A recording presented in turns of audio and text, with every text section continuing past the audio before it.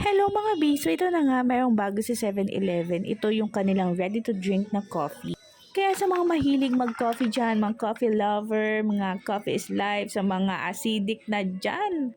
So magkano naman to? Bali ang 1 pack niyan ay 60 pesos and bibili lang kayo ng iced cup.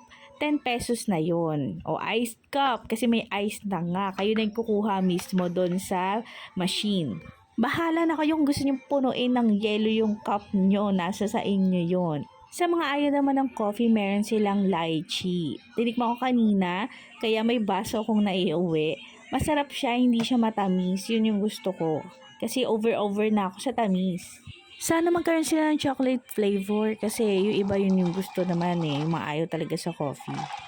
Katatapos ko nga lang gumawa ng sandamakmak na Graham bars. Kaya ayan, may coffee break, yes. At ayan, manonood na nga ako ng aking bagong tinababaliwan na incognito. Ang gagwapo naman kasi talaga ng mga bida. Kahit yung mga 80s, 90s na action stars na nandito ay kapopogi. Nako, so ayun lang, babu.